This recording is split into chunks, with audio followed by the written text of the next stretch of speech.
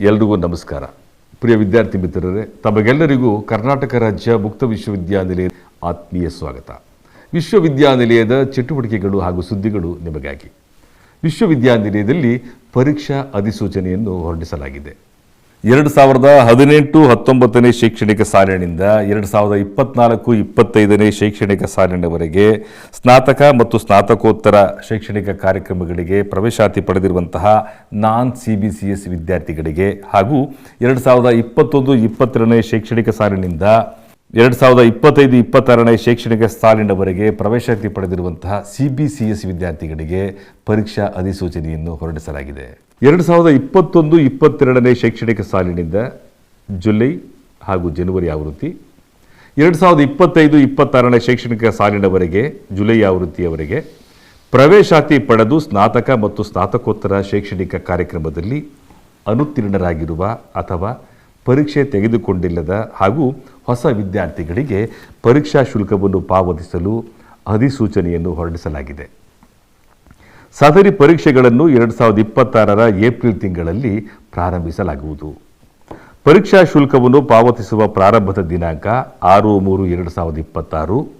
ದಂಡ ಶುಲ್ಕವಿಲ್ಲದೆ ಪಾವತಿಗೆ ಕಡೆಯ ದಿನಾಂಕ 30/3/2026.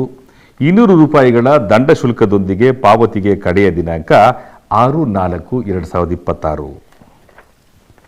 ಪರೀಕ್ಷಾ ಶುಲ್ಕ ಪಾವತಿಸುವ ದಿನಾಂಕಗಳು ಮತ್ತು ಪಾವತಿಸಬೇಕಾದ ಶುಲ್ಕದ ವಿವರಗಳು ನಮ್ಮ ವಿಶ್ವವಿದ್ಯಾನಿಲಯದ ಅಧಿಕೃತ ಜಾಲತಾಣ www.ksoumysuru.ac.in ನಲ್ಲಿ ಲಭ್ಯವಿದೆ.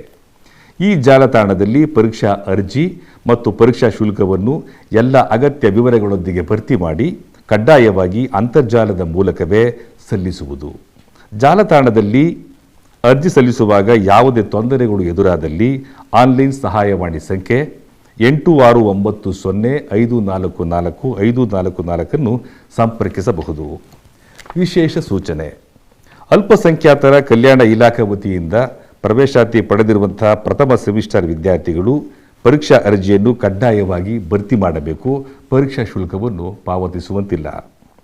ಪರೀಕ್ಷೆಯ ದಿನಾಂಕಗಳ ವೇಳಾಪಟ್ಟಿ ಹಾಗೂ ವಿದ್ಯಾರ್ಥಿಗಳ ಸಂಖ್ಯೆಗೆ ಅನುಗುಣವಾಗಿ ಪರೀಕ್ಷಾ ಕೇಂದ್ರಗಳನ್ನು ವಿಶ್ವವಿದ್ಯಾನಿಲಯದ ಜಾಲತಾಣ www.ksoumysuru.ac.in ನಲ್ಲಿ ಮುಂದೆ ಪ್ರಕಟಿಸಲಾಗುವುದು. ಮತ್ತೆ ಭೇಟಿಯಾಗೋಣ. ಎಲ್ರಿಗೂ ನಮಸ್ಕಾರ.